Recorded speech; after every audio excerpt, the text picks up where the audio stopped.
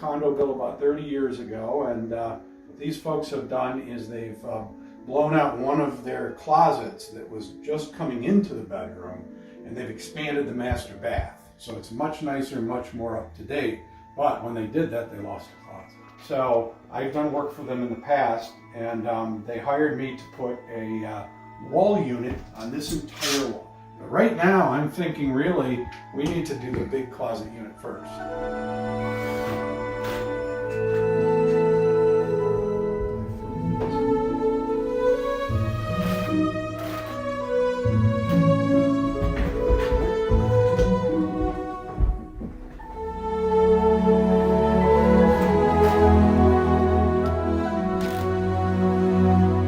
Now we have our two ends ready to go. We have a header piece that's already pre-cut to land at the correct dimension.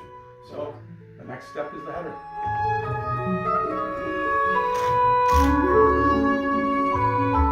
We have our header up, everything pulled in nice and tight. We have a nice little vein line here, designed vein line to make this corner look, even though it's an attached corner, it doesn't look like it. It just looks like a furniture corner. So that's what we're going for.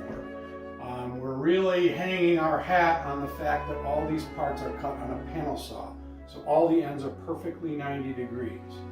And that's going to get us 95% of the way there to having a nice square opening. So our next step is to get our top panel in. Then we have our two back panels, and then there's a center astragal, I would call it, that is the connector piece between the two back panels.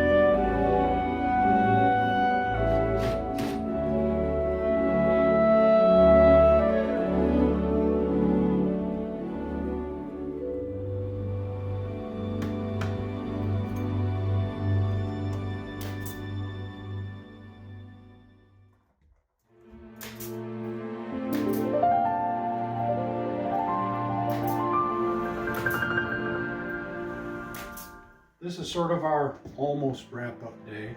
We got the big doors in, and we got the doors over here. All the shelves are in. Everything's ready to go, and everything works quite well.